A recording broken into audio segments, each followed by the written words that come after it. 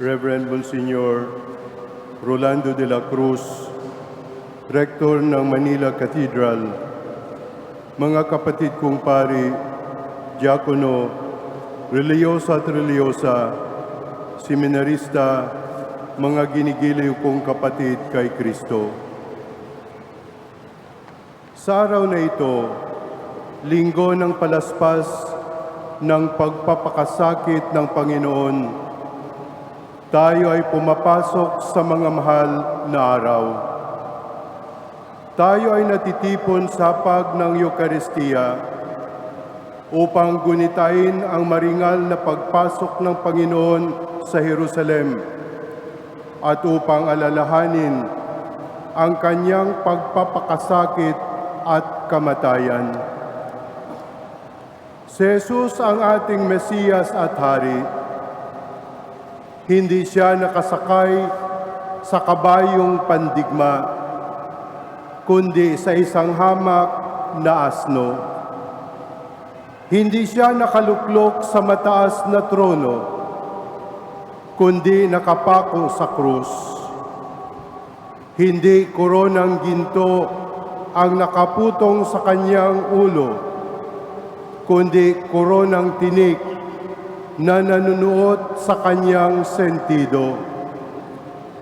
Hindi kapalaluan at kapangyarihan ang kanyang ipinakita, kundi pagtanggap sa hirap at pagpapakita ng habag.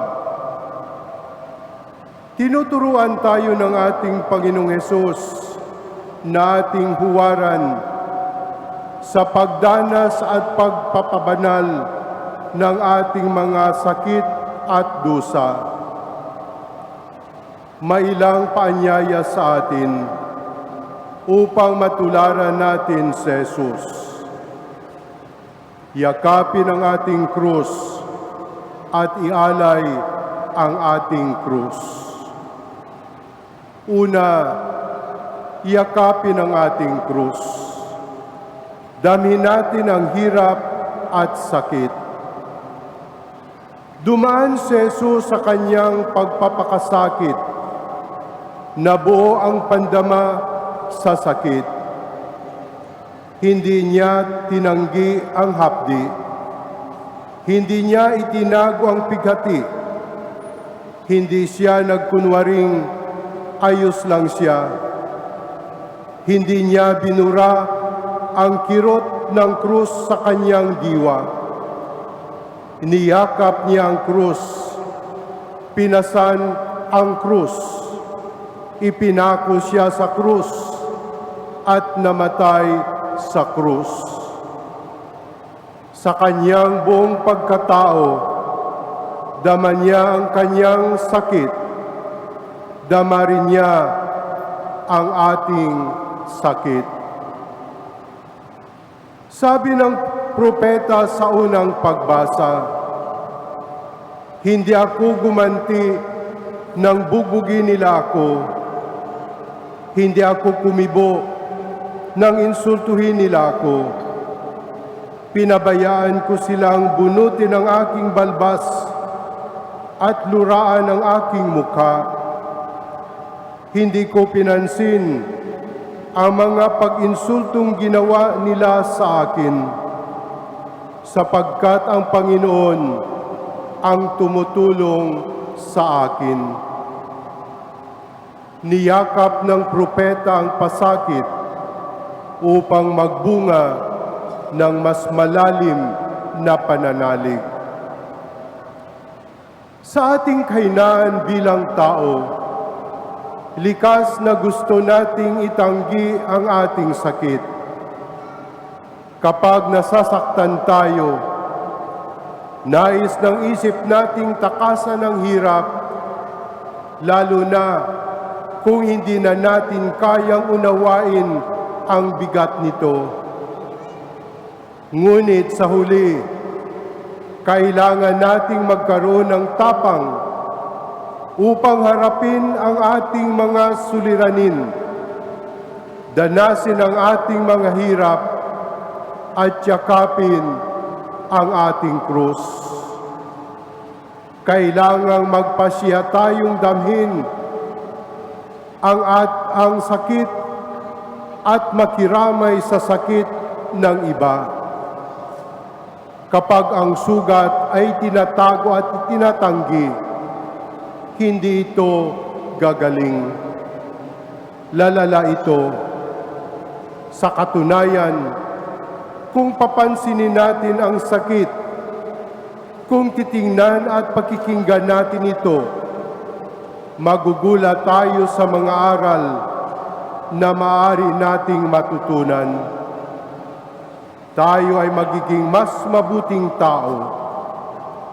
Ang sakit ay parang megaphone o loudspeaker ng Diyos. Upang maghilom ang sakit, kailangang damhin natin ang sakit at harapin ang pait. Ikalawa, ialay natin ang ating krus.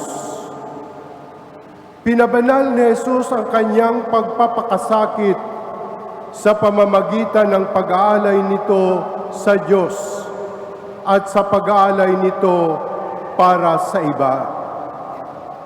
Sa ikalawang pagbasa mula sa sulat ni Pablo sa mga taga-Filipos, ang nagpapaliwanag nito, ang kamatayan ni Jesus sa krus ay tanda ng pagpapakumbaba ni Jesus at pagtalima sa kalooban ng Ama. Kapag inialay sa Diyos ang hirap at sakit, ito ay nagiging malasakit. Dahil dito, nagbunga ang pagpapakasakit, ang pagpapasakit ng pagmamalasakit.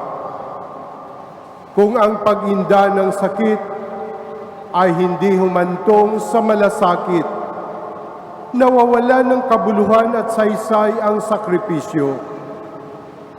Kapag hindi inialay sa Diyos, kapag nakaranas ng sakit, ipinapasa sa iba ang sakit, nagiging mapanakit din. Ang ginawang pagpapabanal ni Jesus sa kanyang pagdurusa ay siyang nagbibigay sa atin ng pag-asa sa gitna ng karasang tila walang dahilan, hatol na hindi makatarungan at sakit na tila walang katuturan. Minsan ang ating mga sakit ay hindi na maipaliwanag, hindi masukat, hindi maunawaan. Maging si Jesus ay nauwi sa katahimikan sa gitna ng kadiliman ng krus. Ang huli niyang tinig ay isang malakas na sigaw. Ngunit kahit na tila wala ng kabuluhan o kahulugan ang sakit, walang hirap na hindi kayang abutin ng pag-ibig. Walang pasakit na higit sa malasakit. Walang pagdurusa na hindi kayang sakupin ng pagmamahal, ng paghahandog ng sarili sa Diyos at sa kapwa. While pain seems to be beyond meaning and understanding, no pain is ever beyond love. Hindi sinarili ni Jesus ang kanyang sakit. Tinanggap niya ang presensya at tulong ni Simon ng Sirene na tumulong sa pagpasa ng krus. Tapat din siyang nanaghoy sa Ama ng pait at pag-aalinlangan sa kanyang puso nang siya'y sumigaw, Diyos ko, bakit mo ako pinabayaan? Hindi niya sinarili ang kanyang pagdurusa. Ibinukas at ibinahagi niya ang pagpapakasakit sa Diyos at sa kapwa. sa ating kayabangan bilang tao, likas na gusto nating sarilinin ang sakit upang sa bandang huli, masabi nating, ako ang gumawa nito ng mag-isa sa sarili kong lakas at talino. Ngunit ang ilusyon na ito ay nauwi lamang sa pusong mapait, bulok at iniwan. Ang mga puso natin ay mauwi sa pagkasawi kung sasarilinin natin ang sakit. Lalasunin lang tayo ng ating yabang.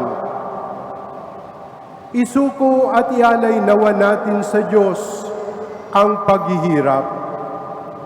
Ibukas natin ito sa Diyos at sa ating kapwa. Mga kapatid, si Jesus ang ating Hari at Mesiyas. Siya ang ating huwaran ng pagpapakasakit at malasakit. Sa kanyang patnubay at biyaya, matuto nawa tayong yakapin ang ating krus at ialay ang ating pagdurusa at sakit sa Diyos. Magbumunga ito ng mas malawig na pag-asa, mas malalim na pananampalataya, at mas marubdob na pag-ibig. Amen.